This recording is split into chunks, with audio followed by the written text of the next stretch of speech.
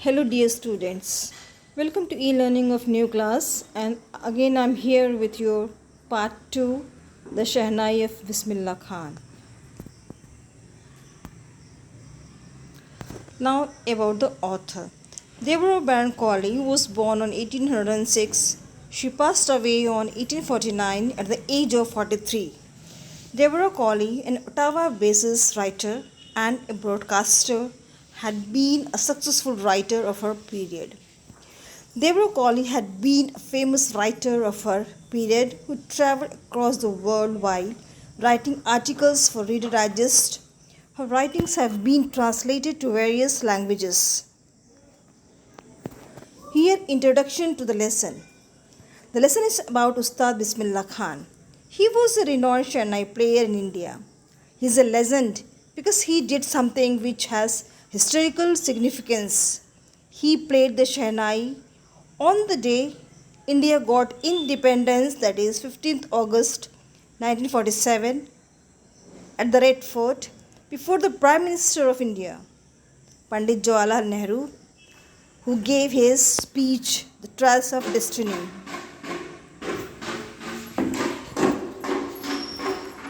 Before that, Bismillah Khan played the Shehnai in order to signify something specious for the whole country was about to happen.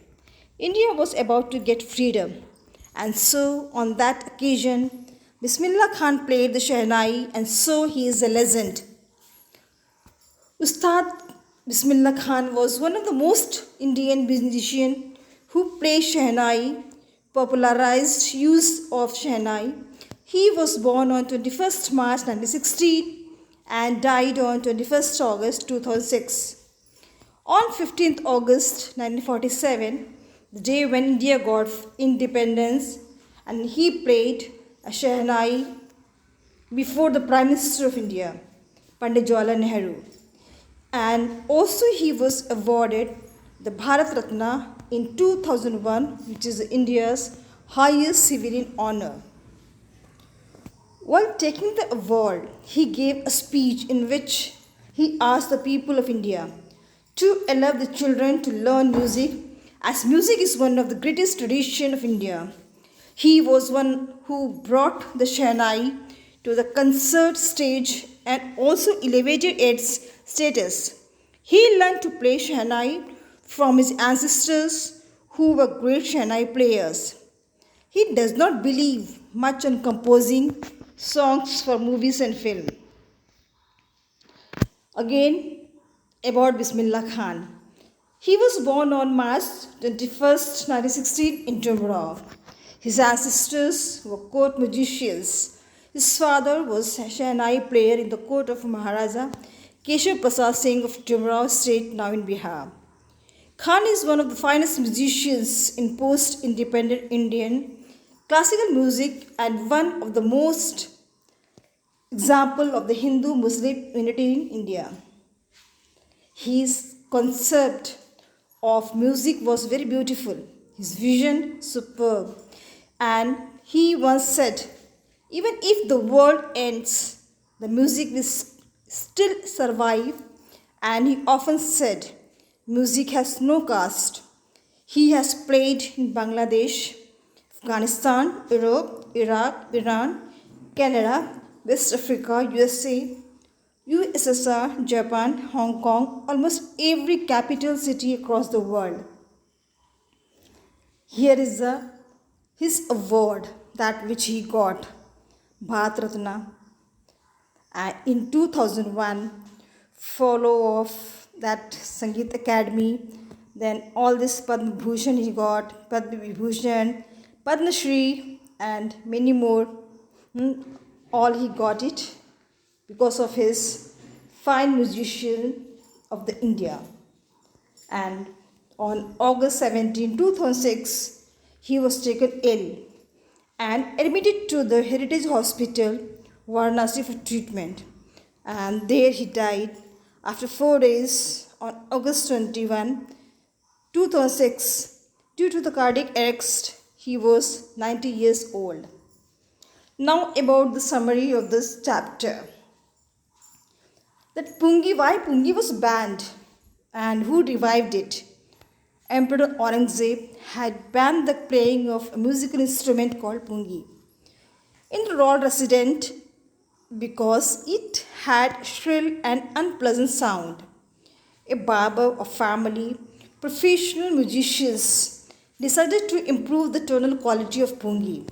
He played the improved instrument before the royalty and everyone was impressed. The instrument had to be given a name, and the name was given by at the Shah's chamber, and it was played by a nai, that is a barber. So this instrument was known as Shehnai. The sound of Shehnai began to considered auspicious because it is still played in temples as well as in North Indian weddings. The past Shehnai was a part of Naubat or traditional ensemble group of 9 instruments found at the royal court. The credit goes to Shehnai Bismillah Khan. Bismillah belonged to the well-known family of musicians from Bihar. His grandfather, father, and other paternal ancestors were also great Shehnai players. Bismillah was fascinated at watching his uncle practice the Shehnai. He started accompanying his uncle Ali Baksh, and slowly he started getting lessons in playing the instrument and would sit practicing throughout the day. The flowing water of Ganga inspired him to put together and create ragas that were earlier considered to be beyond the ragas and which he produced while playing the Shehnai. With the opening of All India Radio in Lucknow in 1938 came Bismillah's big break, and he soon became an often heard Shehnai player on radio. When India gained independence on 15th August 1947, he became the first Indian to greet the nation with his Shehnai.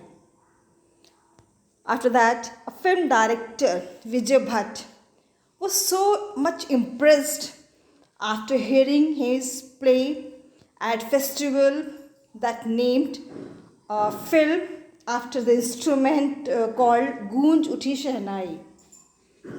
Bismillah Khan became the first Indian to be invited to perform the prestigious Lincoln Central Hall in USA. He was awarded Padma Shri, Padma Bhushan and Padma Vibhushan were conferred on him. In 2011, he was awarded the highest civilian award, Bharat Ratna. Despite traveling so many countries, he was exceedingly fond of Banaras and Dumraw. They remained for him the most wonderful towns of the world. He even refused a position in America, saying that he cannot find the Ganga there. Whenever he was traveling abroad, his heart kept aching for his homeland. Students, here is for you all word meanings and with sentences. So just write down in your register, and also here short question answers are there, and this also you can practice and write it in the copy. And at the last there is a self-assessment questions. Students, just go through this and try to find out and complete these answers in your copy. So with this I stop it, and thank you students so much